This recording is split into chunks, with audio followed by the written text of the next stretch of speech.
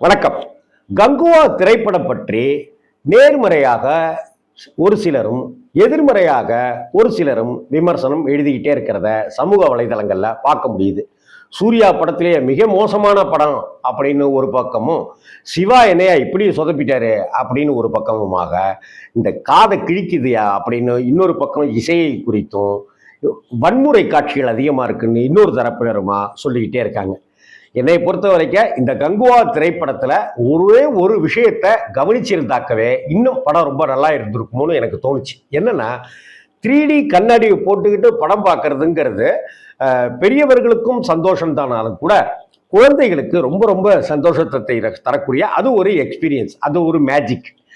அந்த இந்த படத்தை 3Dல நம்ம எடுக்கிறோம். அப்ப இந்த படம் எப்படிப்பட்டதாக இருக்கணும் அப்படிங்கிறத இயக்குனர் கொஞ்சம் கவனம் செலுத்தியிருந்தால் அந்த கையை வெட்டுவது மாதிரியான காட்சிகள்ல கொஞ்சம் குறைச்சிருக்கலாம். அப்படி குறைத்திருந்தால், வன்முறை ரொம்ப அதிகப்படாமல் இருந்திருந்தால், குழந்தைகள் ரொம்ப ஜாலியாக ரொம்ப கொண்டாட்டத்தோடு ரசிக்கிற படமாக இது இருந்திருக்குங்கிறது என்னுடைய அபிப்பிராயம். அதே போல சூர்யாவுக்கு மிகப்பெரிய ரசிகர் கூட்டம் இருக்கு. நிச்சயமா இந்த படம் அப்படி ஒரு குழந்தைகளுக்கான படமாக அப்படி மாறி இருந்தது அப்படின்னு சொன்னாக்க, சூர்யாவுக்கு இன்னைக்கு இருக்கிற ரசிகர்கள் சதவீதத்தை விட 3 மடங்கு ரசிகர்கள் அதிகரிச்சிருப்பாங்கிறதும் என்னுடைய எண்ணம்.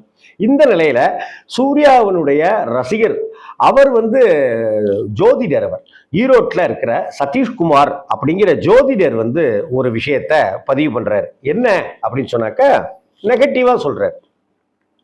தேவாரா ஜூனியர் என்டிஆர் நடிச்ச படம் சரியா ஓடல.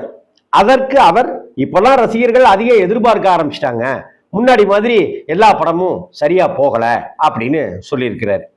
இப்ப இங்க தமிழ்நாட்டில் கங்குவா படம் எதிர்பார்த்த மாதிரி போகாததற்கு சத்தம் தான் காரணம், 2 புள்ளி குறைக்க சொல்லி இருக்கிறோம் அப்படின்னு தயாரிப்பாளர் தரப்புல சொல்லப்பட்டிருக்கு.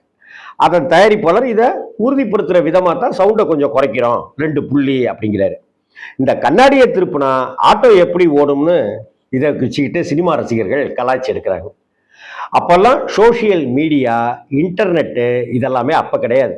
அதனால மக்களுக்கு ஒரே பொழுதுபோக்கு சினிமா தான். ஒரே நடிகர் வருஷத்துக்கு 20 படம்லாம் நடிச்ச காலம்லாம் இருக்கு. எதுவுமே நஷ்டம் தராத விஷயமாவும் அப்ப இருந்துச்சு.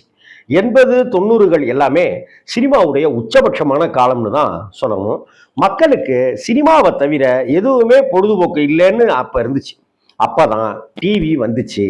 அப்புறம் சினிமா அழிய டிவி காரணம்னு சொன்னாங்க. இப்போ இன்டர்நெட், யூடியூப், ஒரு தனி மனிதன் சினிமா மாதிரியே வீடியோ எடுத்து சீரியலா கூட கொண்டு போறாங்க. ஏகப்பட்ட யூடியூப் சேனல்கள் லட்சக்கணக்கில் பார்வையாளர்கள் மற்றும் சந்தாதாரர்களை வச்சிருக்காங்க. அவங்கெல்லாம் புதுசா கண்டென்ட் யோசிச்சு எப்படியெல்லாம் கிரியேட்டிவா செய்யறாங்க. கொஞ்சம் போர் அடிச்சா கூட அவங்க சேனலை விட்டு மக்கள் போயிடுவாங்கன்னு ஒவ்வொரு எபிசோடையும் சுவாரஸ்யமா செஞ்சுட்டே வராங்க. அவர்களை விட மட்டமா சுவாரஸ்யம் இல்லாத கதை, திரைக்கதை, வசனத்தை வச்சுக்கிட்டு பிரபலமான நடிகரை மட்டும் நம்பி எப்படி 1000 கோடி 2000 கோடி வசூல் செய்யணும்னு படத்தை நம்புறீங்க அப்படின்னு ஈரோடு ஜோதிடர் சதீஷ்குமார் கேள்வி கேட்கிறார். கதை, திரைக்கதை, வசனம் இதுக்காக ஒரு பெரிய குழுவை வச்சுக்கிட்டு மாச கணக்கில் விவாதம் செஞ்சு படத்தை அந்த காலத்துல தயாரிப்பாங்க. இப்ப இயக்குனர் தான் எல்லாமே, எழுத்து, இயக்கம் இப்படி போட்டு கொண்டால் மட்டும் போதாது, கதை வசனத்துக்காக மெனக்கெடணும். அப்படி நல்ல மெனக்கெடலோட சமீபத்து ஹிட்டானச்சு அமரன் திரைப்படம்.